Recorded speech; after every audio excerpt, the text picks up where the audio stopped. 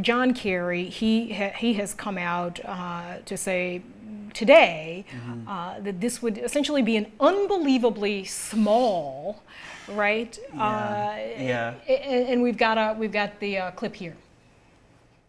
We will be able to hold Bashar al-Assad accountable without engaging in troops on the ground or any other prolonged kind of effort, in a very limited, very targeted, very short-term effort that degrades his capacity to deliver chemical weapons without assuming responsibility for Syria's civil war. That is exactly what we're talking about doing. Unbelievably small, limited kind of effort.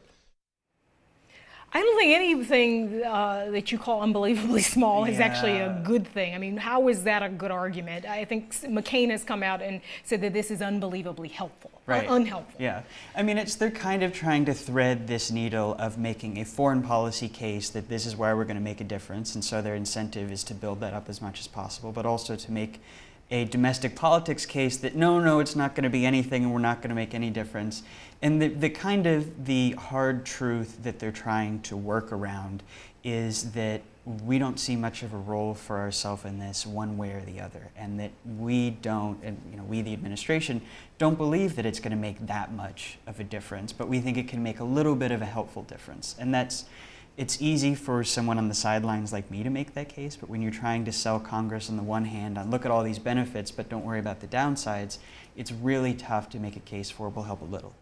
In terms of making the case for serious strikes, there are kind of hints that maybe he doesn't quite see it. Obama has been really consistent in what he's arguing for what the strikes are going to do and what they're not going to do. So has Secretary of Defense Chuck Hagel, Samantha Power, who kind of, her name is written all over this plan. She's been very consistent on what it will and won't do. But Kerry has seemed to kind of waffle back and forth on talking up a lot about the great things it's going to do and talking down the things it won't do in a way that seems inconsistent with the rest of the administration. And maybe he's just tired and maybe he doesn't quite see the logic for it. He's never really been as much one for internationalism and international institution and norms as some of the other people in the Obama administration have been.